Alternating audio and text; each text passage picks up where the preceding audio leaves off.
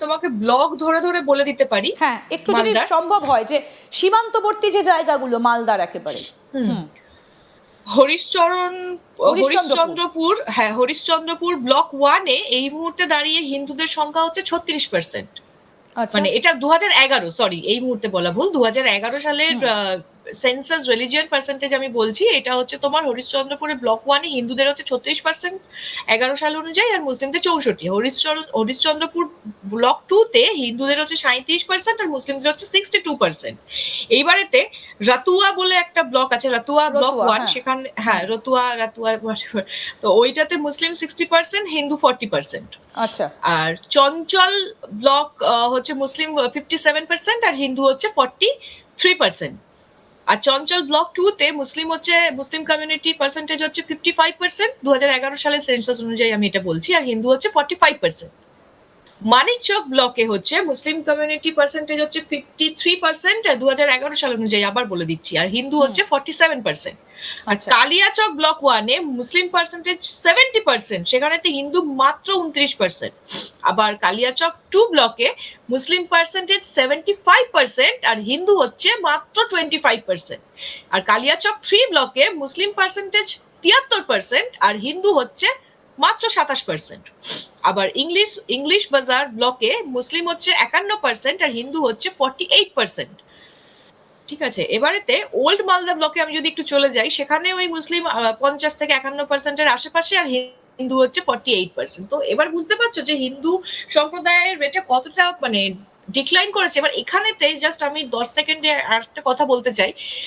একবার আমাদের মানে ভারতবর্ষে এইটা যেটা করা হয়েছিল যে পলিগ্যামি বন্ধ করে দেওয়া হয়েছে। দেখো আমি পলিগ্যামি বিবাহ সাপোর্ট করছি না, কিন্তু মুসলিমদের ক্ষেত্রে সেটা এখনো সেটাকে জারি করে রাখা আছে। মানে চাইলে তারা 4টে বিবাহ করতে পারে, এবং তাদের 4টে বিবাহ করলে তাদের কাছে মানে প্রত্যেকটা তাদের ধর্মপত্নীর কাছে যদি ধরো তাদের দুটো করেও সন্তান হয়, জনসংখ্যা বৃদ্ধির কথা আপনি বলছেন, জনসংখ্যা বৃদ্ধির জন্য আমি বলছি। তার মানে মুসলিমদের এই পপুলেশন বৃদ্ধির কারণ কি এই বহু বিবাহ, নাকি কাঁটাতার পেরিয়ে ওপার থেকে এপারে অনুপ্রবেশ, কোনটা বেশি দায়ী?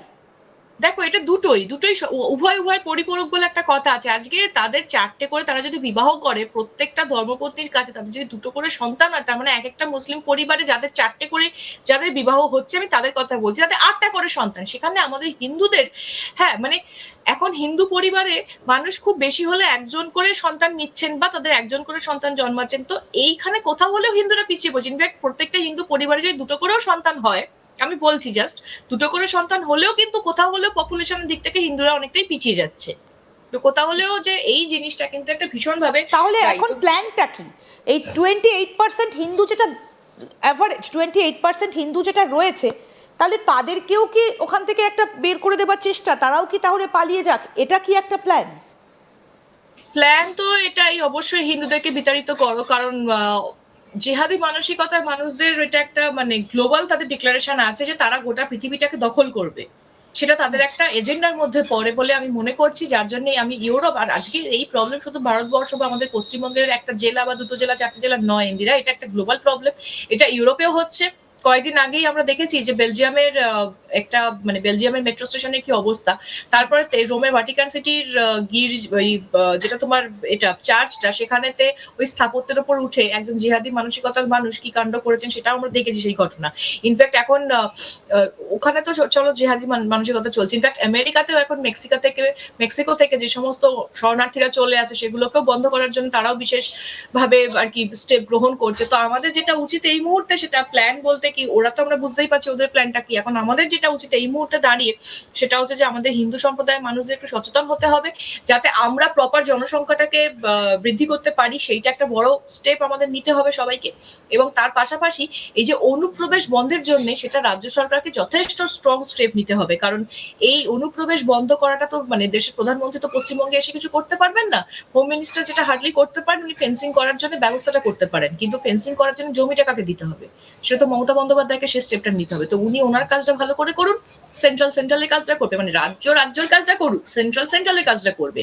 তখন ওই রাজ্যকে না ইগো নিয়ে বসে থাকবো, সেন্ট্রাল ইগো নিয়ে বসে থাকবো, এগুলো করলে হবে না। দুটো সরকারকে মিলিতভাবে হাত বাড়িয়ে দিয়ে একে অপরকে হেল্প করলে তাহলে ডেফিনেটলি এই সমস্যার সমাধান এখন আমি বলবো করা যেতে পারে। ইটস নট লেট, মানে একটা কথাই আছে, বেটার লেট দ্যান নেভার। তো সেই অনুযায়ী চলতে গেলে ডেফিনেটলি এই সমস্যা একদিন না একদিন কিন্তু সমাধান হবে। আপনার কি মনে হয় যে এসআইআর এর মাধ্যমে এটাকে আটকানো সম্ভব? এসআইআর এর মাধ্যমে যে বাংলাদেশি ভোটাররা এতদিন ধরে ভারতবর্ষের নাগরিক সেজে থাকতো বা তারা এখানেতে এসে ভুলভাল কাগজপত্র বানিয়ে ভারতীয় সেজে ভারতীয় ভোটে যোগদানগুলো করতে পারতো, সেগুলো অবভিয়াসলি করতে পারবে না। এবং এই যে বিভিন্ন ধরনের এসআইআর এর পরে যেটা হবে যে বিভিন্ন মৃত ভোটার, ভুয়ো ভোটার, যেগুলোকে এখনো রাজ্য সরকার তাদের ভোটার হিসেবে ইউজ করতো, সেইগুলো কেটে যাওয়ায় তাদের একটু ভোট ব্যাংকটা কমবে। যেটা বারবার ধরে একটা ন্যারেটিভ তৈরি করা হচ্ছে যে বিজেপি নাকি এটা করিয়ে দিচ্ছে ভয়ে পেয়ে, যাতে 26-এ সামনে ভোট আসছে, যাতে বিজেপি হেরে যাবে এই ভয় পেয়ে তারা নাকি এইটা করছে তৃণমূলকে হারানোর জন্য। এবং এই ন্যারেটিভটা আমার কথা নয়, এই ন্যারেটিভটা এখন সর্বত্র শুনতে পাওয়া যাচ্ছে তৃণমূল কংগ্রেসের সমর্থনকারী থেকে। শুধু সমর্থনকারী কেন, এই ন্যারেটিভ তো স্বয়ং মাননীয় মুখ্যমন্ত্রী বলছেন, তার ভাইপো অব্দি বলছেন। কাজে এই ন্যারেটিভটা একটা তৈরি করা হচ্ছে যে এসআইআরটা নাকি শুধুমাত্র বিজেপির জেতার জন্য নির্বাচন কমিশনকে দিয়ে বিজেপি করাচ্ছে, যে কথাটা একেবারে বেসলেস, অসাংবিধানিক। একদম। আপনি আরেকটা জায়গার কথা বলছিলেন ভীষণভাবে উল্লেখযোগ্য, সেটা হচ্ছে উত্তর দিনাজপুরের কথা আপনি বলছিলেন। সেখানকার ডেমোগ্রাফিতেও একটা প্রভাব পড়েছে। কতটা প্রভাব পড়েছে এবং সেখানে হিন্দুর সংখ্যাটা কত, সেটা যদি একটু বলেন আমাদের। উত্তর দিনাজপুরে এই মুহূর্তে 2001 সালের সেন্সাস অনুযায়ী হিন্দু ছিল 50 থেকে 51-র আশেপাশে। সেখানে তখন কিন্তু মুসলিম মাইনরিটি হয়নি ওই জায়গাটাতে। তখন ওরা ওই 48-49% পাশাপাশি ছিল। কিন্তু 2011 সালে তখন তখন মানে দুম করে কিছু পয়েন্টের অনুপাতে মুসলিম বেড়ে গেল। তখন ওদেরটা বেড়ে দাঁড়ালো হচ্ছে 49.92% আর হিন্দুদেরটা হলো 49.31%, ঠিক আছে। আর তারপরে তো এটা হচ্ছে 2011-তে আমি বললাম। এবার 2025-এ আমি যদি এস্টিমেট করি, এই মুহূর্তে ওখানে মুসলিম আমি ধরে নিচ্ছি যে কমিউনিটির পপুলেশন ওই 52.54% আশেপাশে হবে, আর হিন্দু হচ্ছে ওই 45-47% আশেপাশে হবে। একদম। এখন এই অর্থাৎ আপনি যে কম্পেয়ারটা করছেন 2001, 2011 এবং 2025, হ্যাঁ, কিন্তু 25টা আমার প্রেডিকশন। 25টা আপনার প্রেডিকশন।